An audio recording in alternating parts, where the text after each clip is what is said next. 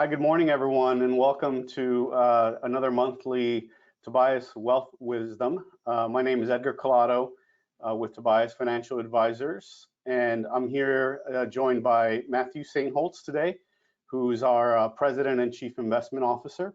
Matt's a certified financial planner, a chartered financial analyst, and an enrolled agent. And we're going to be taking it back to basics today. We're doing Investing 101. Just to sharing with those that are new to investing, or just want a refresher, or if you want to learn some concepts and things that you can take back and share with a friend or family member. We're hoping that you'll get something out of this session. So the meeting today is going to be about 30 minutes, and we'll leave some time for questions at the end. There is a questions or Q&A box for the meeting. So if you have any questions throughout, feel free to type them in there, and we'll make sure we get to them at the end. If we're out of time, then we'll answer them after via email. So again, welcome, Matt, and thank you for being with us today. Thanks, Edgar. Happy to be here. So just to move on, just some standard disclosures. Obviously, the information that's being presented today is general in nature. It's not meant to be any specific recommendations to any investor. It's really educational. A little bit about Tobias. For those of you that don't know, we've been around since 1980. We are fee-only registered investment advisors that we manage actually over 450 million in assets for about 150 plus families. We really focus on individuals, high net worth individuals, and financial planning. It's really, I think, where we add a lot of value for clients and the people that we speak to. For those of you that aren't clients today, we do offer a free consultation. So if anyone's interested at any point, please feel free to reach out. But we're going to go ahead and get started here. Matt, I guess to get started, what are some of the terms, in the investing world that you're going to take us through today that you're going to tell us about? Right, sure thing. So we have kind of a start of your first ever financial investing dictionary. We are going to capture terminology such as risk and return, the trade-offs, pros and cons between risk and return, a portfolio, which is your basket of money that you're now investing is a portfolio, and how we're going to build portfolios with a traditional stock or a bond. So we'll dive into exactly what a bond is and a stock. And then one of the financial planners' favorite words is diversification. And we'll dive into a couple different areas of diversification, whether that be a diversified portfolio at a higher level, or actually at a lower level of picking what investments to choose. And then we will finish up with a concept called rebalancing, and what that means in the context of a portfolio and managing your money to ultimately achieve your goals. So one of the questions or discussion that often comes up, especially for people that are new to investing, they know what a bank is, they know what a CD is, they know that's really safe, but why wouldn't I or a new investor keep all their money, let's say, in a bank account or in a money market or something along those lines, which we know is either guaranteed or close to being guaranteed? Yeah, so I think that will be our first terminology here, risk and return. So just like in life, investing, there's trade-offs. There are opportunities and times that it makes sense to keep all your money or a portion of your money in a bank or on the safest part of the financial world. And then there's other times you might want to risk, jump out for more return. So the risk drives return. At the simplest form of it, risk, not having any risk limits the amount of return, and then vice versa. Having a lot of risk makes it for the potential for more return. There's just a wider range of outcomes when you add more risk to the puzzle. So as Edgar, as you're saying, if you're just want to be riskless or as less risk as possible, you just want to keep in cash. But there's the trade-off of that, a lot of times if you keep money in a CD or just keep it in your checking account, there's something that even though the balance will say still $1,000, if you put $1,000 into a CD, you might only get a very small percentage of interest, or maybe no interest in today's day and age. And so the return there is virtually nothing. And then there's the opportunity to have inflation, which is the ability of your dollars becoming worth less. I mean, there's a lot of people on the call today could probably remember maybe when you were a kid, when gasoline was maybe under $2 or even under $1, depending on how old you are.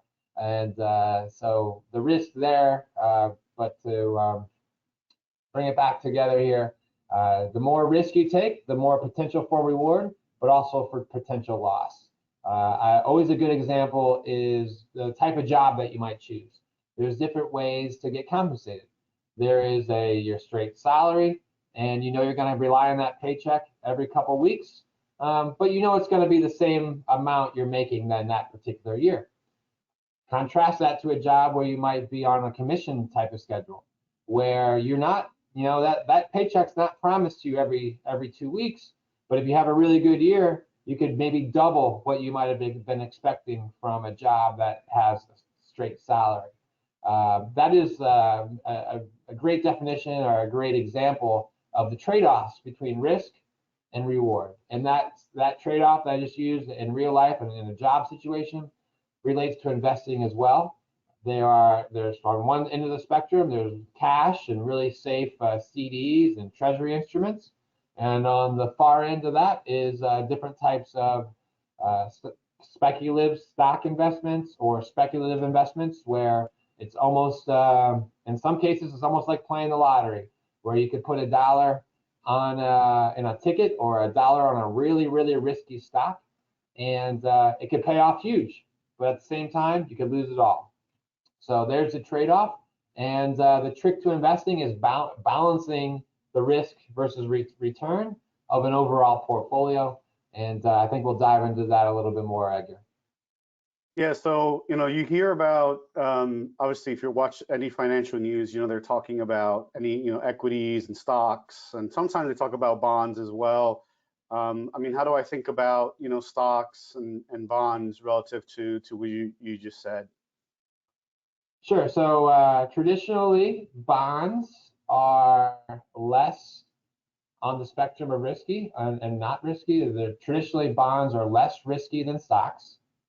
Stocks are what you're going to hear in the news. Like you said, you're going to turn on your local channel or your favorite internet website. You're going to see the stock market was down 500 points today. And typically, stocks are more volatile than the bond market. And so when we're thinking about the risk-reward spectrum, it's kind of cash, bonds, stocks. And that's where those would fit on the spectrum. But let's take a step back for just a moment and see, what is a stock? What is a bond? We take these terms and we kind of need to think about what that actually means.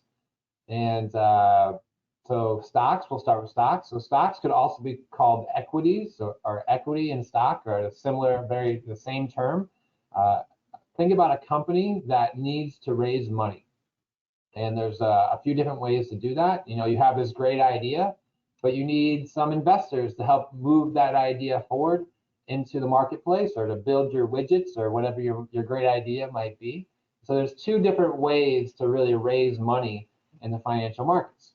There's stocks, which the company will take money and you will get an ownership share for the stock. You'll now own a small piece of the company, based upon how much stock you buy. Conversely, or separately, there would be bonds, which is actually a loan to the company.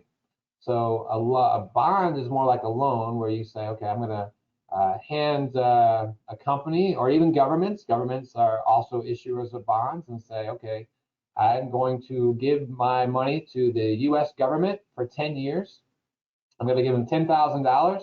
That doesn't mean I own a part of the U.S. government, like if the U.S. government was issuing stocks. But the bond is more like a promise, like an IOU. And then every year you'll get a little interest payment. And after the end of the 10 years, you get all your money back. And so that's the difference between bonds and stocks. Also, another term, as we're adding to our financial dictionary today, is fixed income, which is another term for bonds, where just like it sounds, you get a fixed income, an interest payment, because you've loaned the company some money, and they will pay you back some interest or fixed income on that money until the maturity date, and then you get all your principal back, or all the money you gave them originally. A CD is very similar. It's a certain type of bond. Maybe you heard of CD, or certificate of deposit, from a bank, and so that is also a form of a bond where you can actually invest in a CD and get a little bit of interest back. Are bonds, they're not risk-free, correct? I mean, you can still lose your money, kind of like you were saying before, with a bond as well. That's correct. That's correct. So in the spectrum, you have cash, then bonds would be a little more riskier, and then beyond that will be different levels of stock.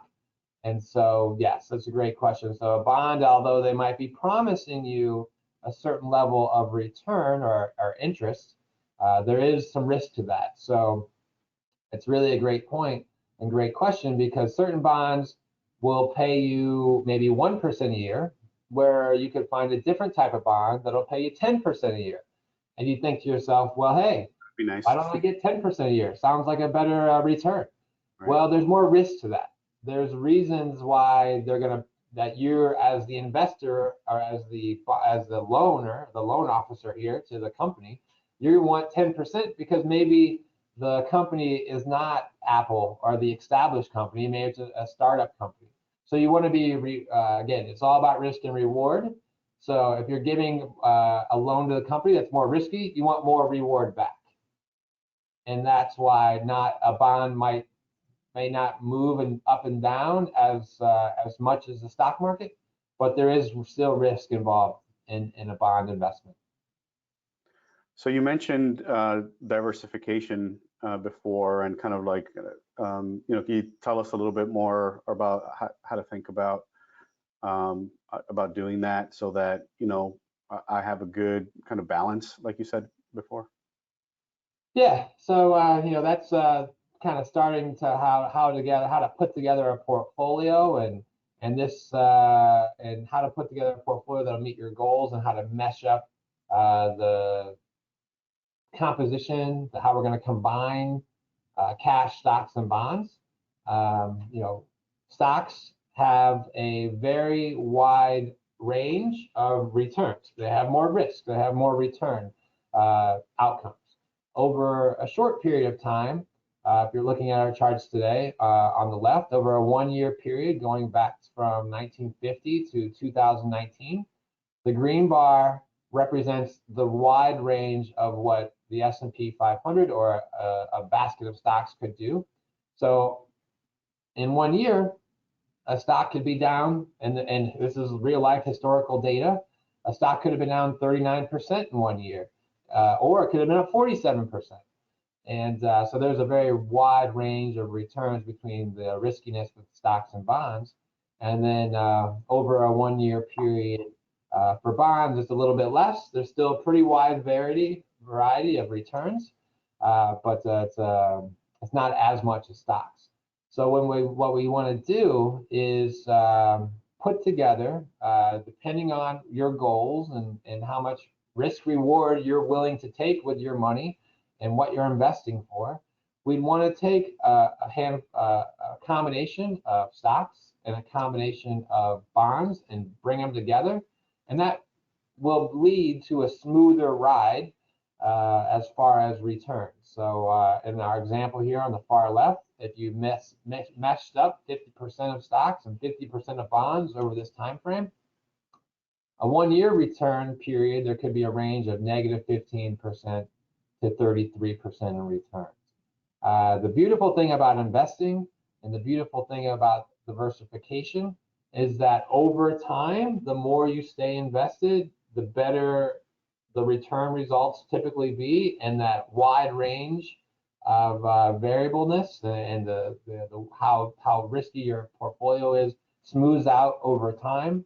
And so if you're looking, now go to the far right on this chart, if you're looking at 20-year time periods, if you were able to stay invested for 20 years and didn't take out your money, the stocks are on a 20-year annualized basis positive, as well as bonds, but a 50-50 portfolio is also positive. If you just kept it together for 5 years, a 50-50 portfolio over this length of time remained positive. So we could get into the data all we want, and really the basic level is that we want to understand what we're investing for. Some people are investing for 20 years, some people are investing for 30 years, some people are investing for 5 years. We want to see what kind of time horizon you want to invest, and depending on how much risk you're willing to take, we'll mesh up some stocks and bonds into the portfolio. And one of my favorite kind of ways to think about this, Edgar, is that when I think about bonds and I'm thinking about stocks and I'm thinking about an old school fencing match, but a really kind of the pirate movies, having a sword and a shield. And if you think about your bonds as being your shield, so in the down markets, that's there to protect you when the stock market's very volatile during times of crisis, during times of upheaval. The stock markets are up and down, but you have your shield here, fixed income or bonds, to help level out storm here. And then you need some growth, so that's where your sword comes in with the stocks. And in certain time periods, you need both. You don't want to go to a battle without a sword and without a shield, so you need both. And there's different reasons to carry both. So in the long term, if I had like a 50-50 portfolio, going back to what you said earlier, I'd be taking a lot less risk than having a 100% stock portfolio. But, based on these returns, they're not that far off, right? Right. So it's just a matter of mixing it together and knowing that time is on your side. It's not about timing the market. It's about time in the market. You want to be able to, when you do invest, you want to be able to withstand some ups and downs. And so you have to be able to put this money away for some period of time. And to get the rewards of long-term investing, you have to be in the market to experience it. So it's not about always buying the low and selling the high. Sometimes it's just about being invested and being in the market over the long term. So you mentioned Apple before, for example. Obviously, great company, very successful. Why not, just put, someone put all their investment in one company or two companies that they really like or that they know is really successful. Right. Yeah. That particular company obviously has done well over the long term, and has just brought new products and new innovation to us consumers over the long term. But with that said, there's risk involved in only investing in one particular stock. And so concentrating all your risk in one particular stock is not a prudent, not a very smart way to go about investing your hard-earned money and your retirement money. Again, the building blocks of what we started with today: risk versus reward. There's more risk involved in investing only in one company. There could be business risk. Maybe that company has, if we think back to BP, maybe there's a major oil spill in the Gulf, and if you only had invested in that one oil company, which was BP, you got beat up pretty bad in that investment.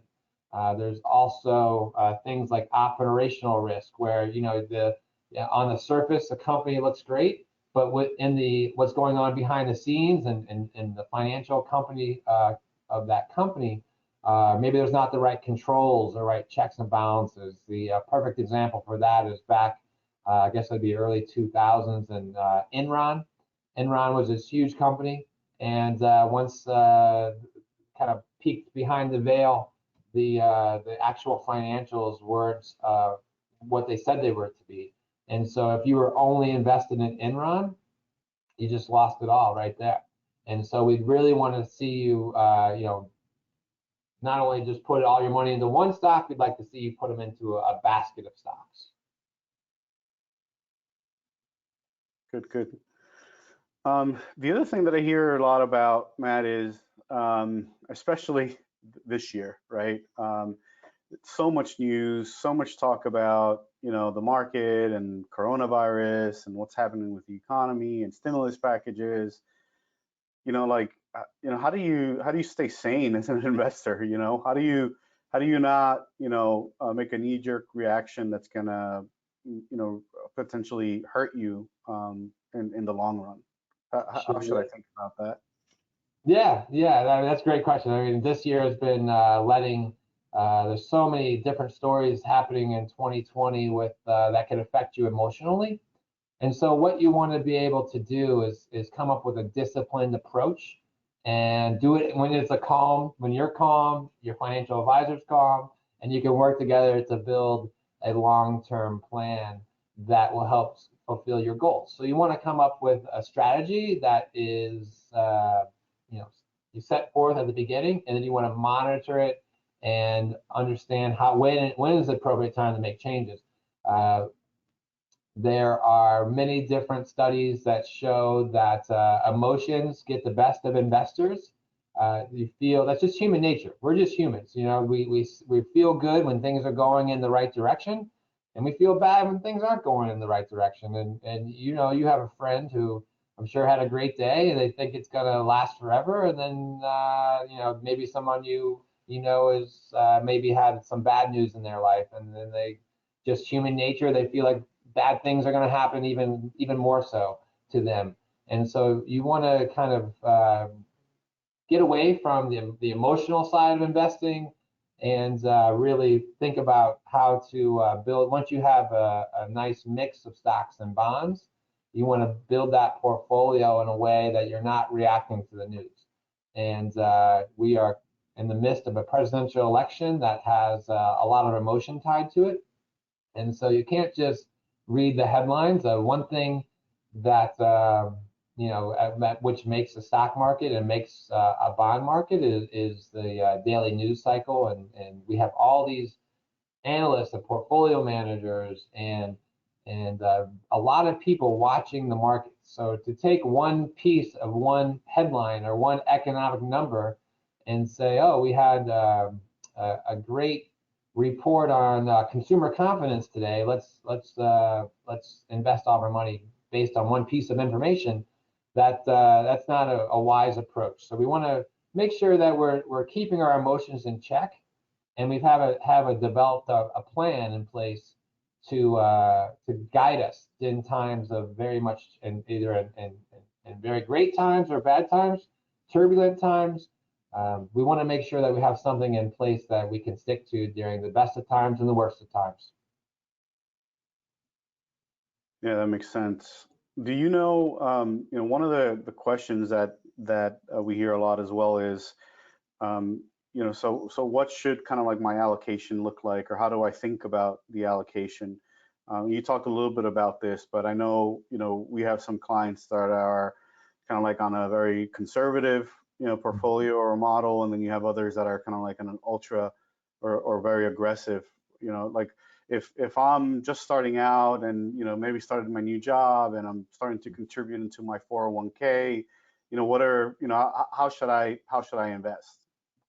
Right. So typically, there's always exceptions to the rule, but typically as a younger investor, someone with more time horizon, that 30 to 40-year time period to invest, you can be more aggressive and you can have more of your portfolio dedicated to the more riskier part of the spectrum, which is different types of stocks.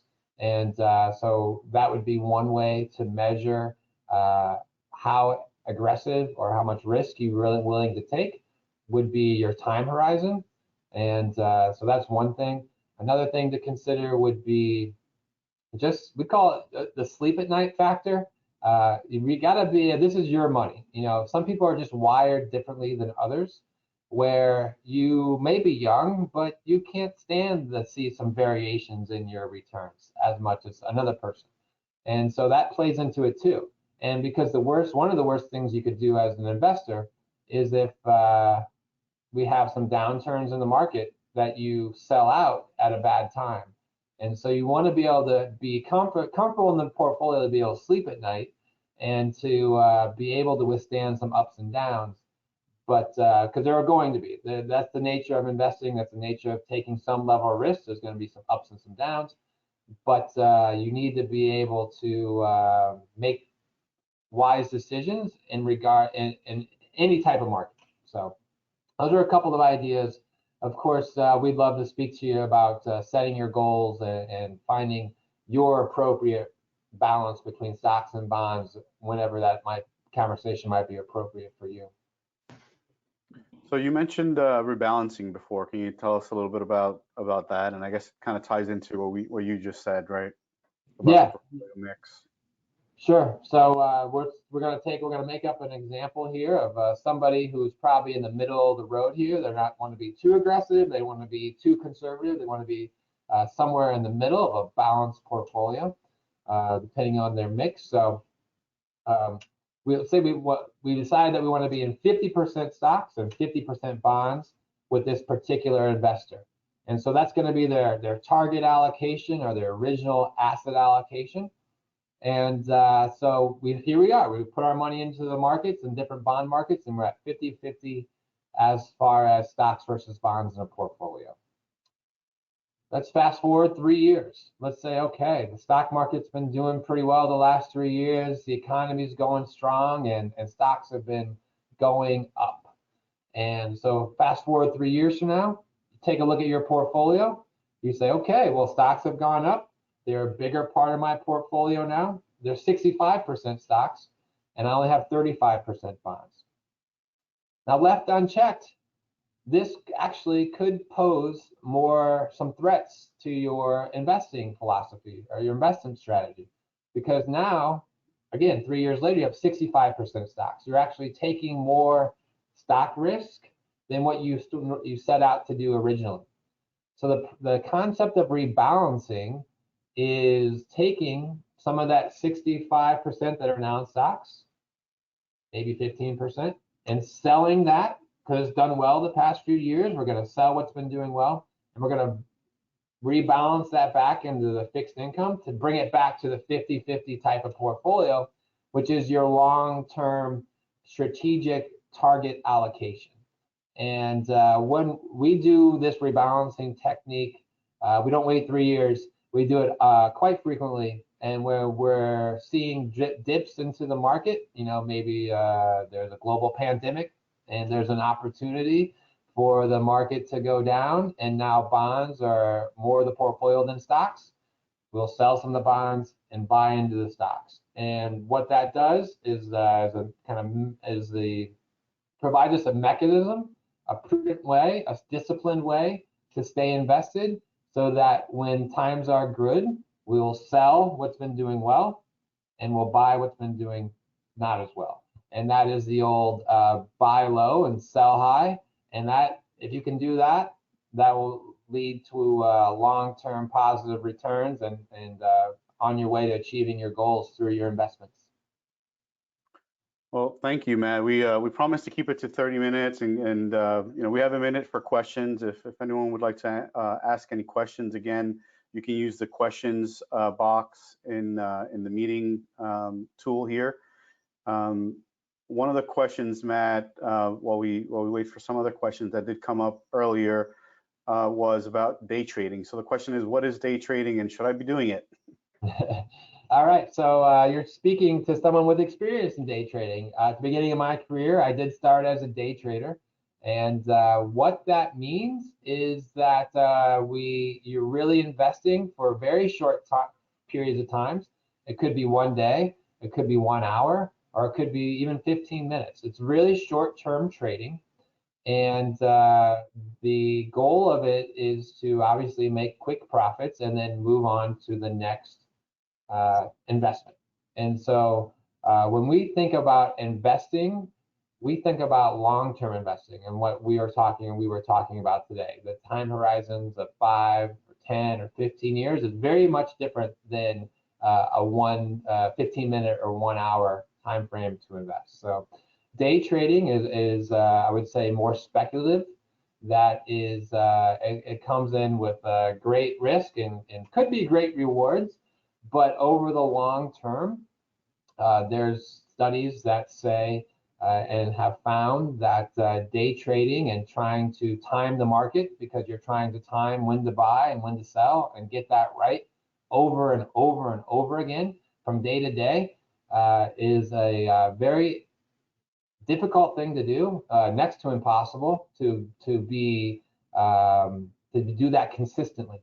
Now, of course, you could follow a stock and buy it low and sell it high, and that goes kind of to the emotional part of investing, where, okay, I've done it, I know how to do this, and then you go and you buy something that you may think is a good investment, but you know, for whatever reason, either the economy turns over or the individual company itself does not as well. So there's the risk there. So should you be doing it? I don't think you should be doing it with your long-term money. It's getting easier to do it because of some of the trading apps that you can trade from the comfort of your home or the comfort of your smartphone, and so it's more accessible. If you wanted to try it, I would urge you to just start with a very small amount of money, and know that that is your money. That's if you lost it, you're okay with it. This is not your long-term retirement type money. Great. Well, thanks, Matt. We're out of time. Appreciate the wisdom that you shared with us today. Hopefully, those on the line here were able to learn something. As a reminder, we will be sending out a recording of today's session. So, you know, again, if there's anyone, you know, in your circle, family or friends that just wants to learn a little bit more about investing, you know, feel free to forward that to them. They're more than welcome to you know, download the recording and watch it. So thanks again, Matt. Thanks everyone for attending today, and have a wonderful rest of your day. Thank you.